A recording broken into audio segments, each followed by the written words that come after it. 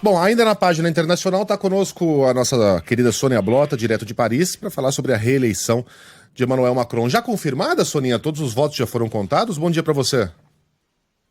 Bom dia, Megali, bom dia, Sheila, bom dia, Carlinha, bom dia, Oiê. ouvintes da Band News FM.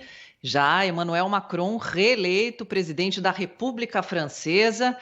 Ele que passou um aperto aí tanto no primeiro quanto no segundo turno. Mesmo na liderança das pesquisas o tempo todo, foi ameaçado constantemente por Marine Le Pen e depois também pelo candidato de extrema esquerda Jean-Luc Mélenchon. Mas aí mergulhou em uma campanha corpo a corpo nas duas últimas semanas, as 2 semanas que tinha para fazer a campanha do segundo turno, prometeu que vai fazer uma França forte dentro de uma Europa forte, mas olhando para os problemas mais urgentes dos franceses, que é o bolso, Megali.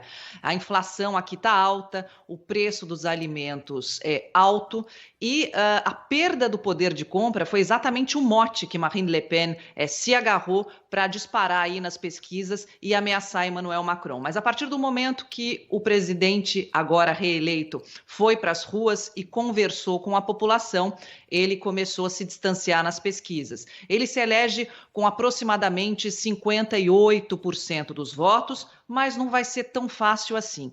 Primeiro, Megali, que a diferença dele de Le Pen, nessa vez, ao contrário de 2017, é metade do que foi antes. Antes ele se elegeu com 66% contra 33%. Então está 58-42.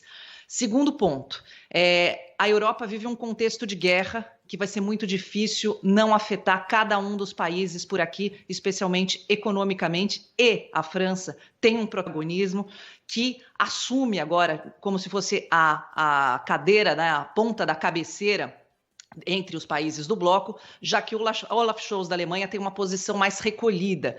E depois, existem as eleições legislativas que vão acontecer em junho, ou seja, o que os analistas aqui comentam é que será o 3º turno de Macron, ele que precisa do apoio do parlamento para governar, senão o seu governo não vai ser nada fácil, Megali. E Marine Le Pen já falou que é oposição desde já, teve uma votação muito expressiva, Jean-Luc Mélenchon também, inclusive esses votos de Mélenchon foram aí absorvidos um pouco para Macron, mais para Le Pen, e as abstenções aliás, a abstenção foi altíssima nessa eleição.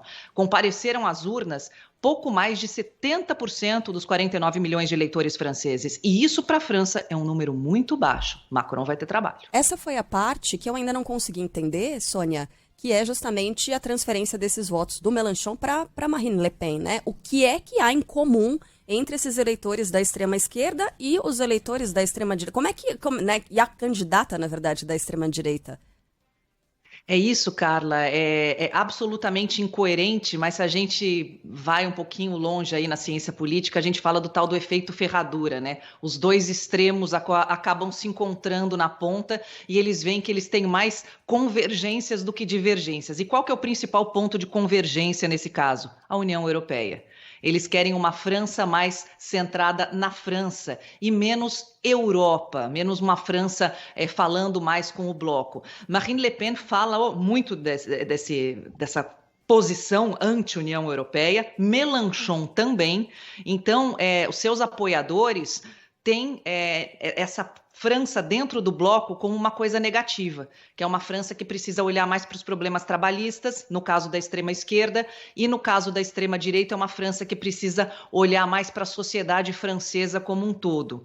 Então, o que eles têm de comum, né, exatamente esse ponto de convergência, é a atenção que Macron dá nas palavras deles, nos pensamentos, tanto de Mélenchon quanto de Le Pen, é uma atitude muito, muito exagerada na França com o bloco. A Marine Le Pen chegou, inclusive, Carlinha, a falar do Frexit, né? Depois é um assunto que ela esqueceu porque estava pegando muito bem, assim como o Reino Unido saiu do bloco, eles estavam pensando, ela gostaria de propor um referendo para a França sair do bloco, mas esse discurso ela esqueceu por hora, assim como o discurso anti-Islã, que ela sempre fez, e focou mesmo na economia, e foi por isso que foi para o segundo turno, com uma boa votação.